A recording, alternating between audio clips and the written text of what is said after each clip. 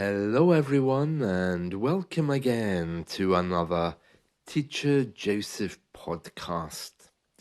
We use the idiom to have arrived when we're talking about something which we've done, which has been very successful. To have arrived. For example, he felt he had arrived when he got his first part on Broadway in the theatre. It's a very common idiom when we're talking about memories or we're recalling something where we felt we'd done really, really well. Let me explain. And I'm going to do it by talking about London's Trocadero. For those of you who haven't been in London for a while, you might remember London's Trocadero. It was an entertainment venue which was there all the way up until I think 2014. They finally dismantled it.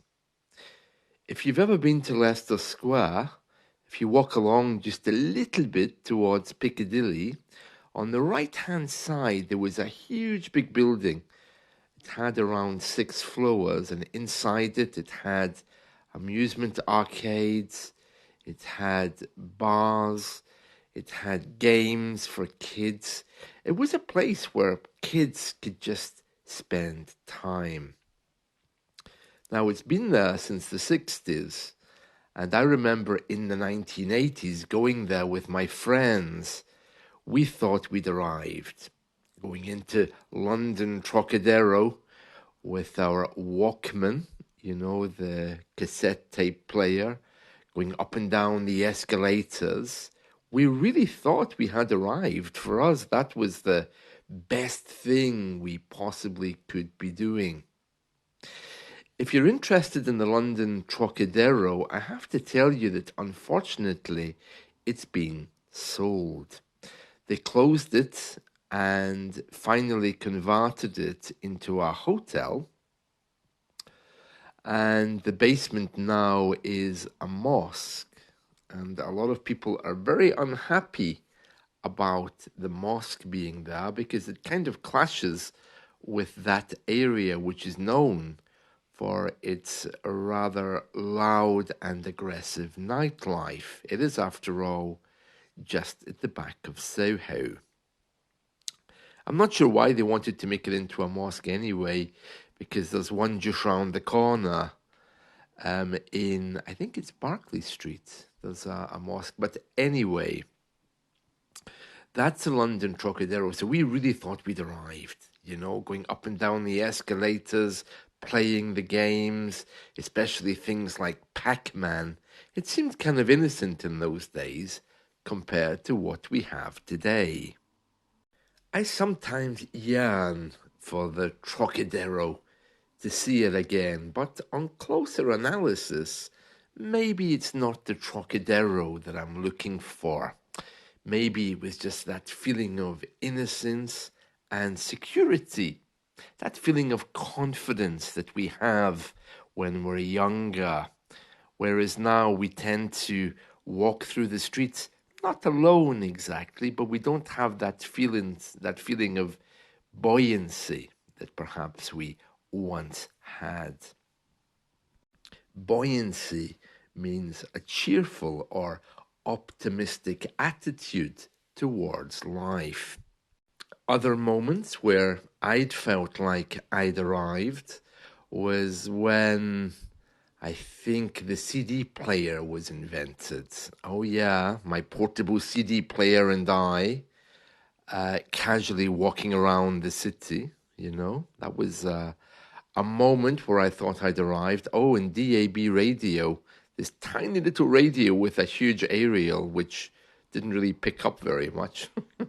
I thought I'd arrived when I had one of those as well. We all have those moments where we think we are the bee's knees, the best we can be. The bee's knees, by the way, is something similar. When we think we are the best, when we think we're at the top of our range, we can say, oh, I thought I was the bee's knees. I'm not even sure bees have knees. By the way, speaking of bees, you know, you shouldn't kill them in the UK. You can kill wasps, but you can't kill bees. They are endangered.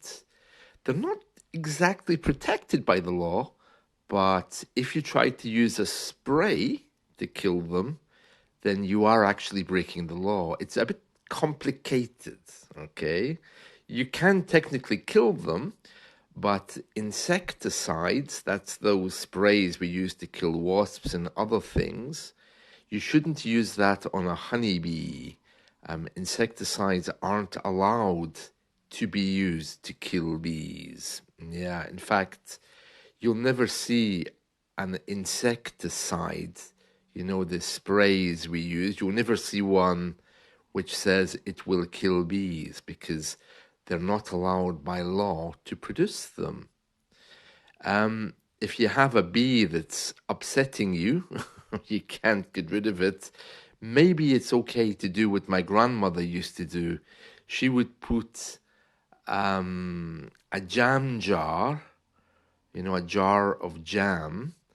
She would wait until it was empty and put water in it, and the bee would actually go into the water, would go all the way down to the bottom of the jar to collect the honey, and of course it would drown itself. Well, it's not collecting honey, is it? It's collecting whatever it needs to make the honey. So yeah. So if you just have an empty jar, you can easily put something sweet at the bottom of it and watch the bee go in, and it's not going to come back out. That's the best way to get rid of them, I think. But if you try to spray it, you're technically breaking the law because they're not supposed to be used on bees, those things. Yeah. Oh, very complex, isn't it? It's very complex. Yeah. Which reminds me, my grandmother used to use beeswax polish on furniture.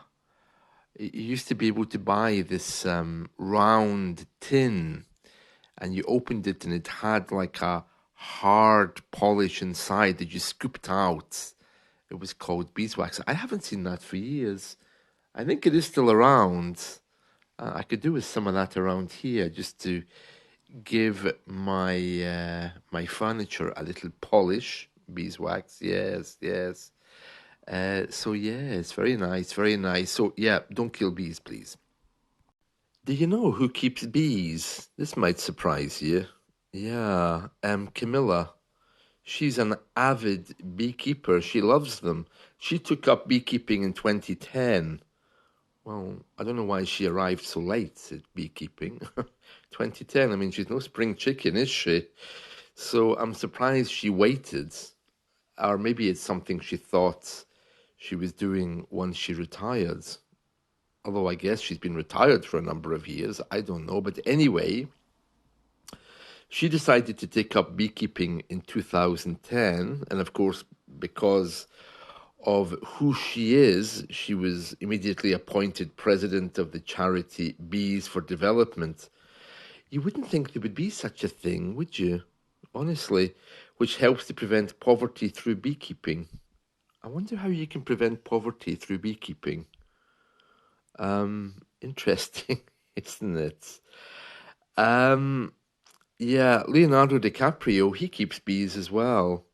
Yeah, he says it's a way to de-stress, and he builds his own hives in the garden of his Los Angeles home. He apparently got into it because of his mother's partner. Oh, I'm sure he thinks he's arrived. You know, on the top of his apartment block or whatever with the bees. Yeah, I saw something recently on TV about someone in London that keeps bees on the very top of an apartment block. And beekeeping is also very popular with some Islamic people. I've met at least one group of Muslims who promote beekeeping. I don't know why they do that, but anyway, yeah, I'm guessing it's something related to Islamic history. Oh, Scarlett Johansson, yeah.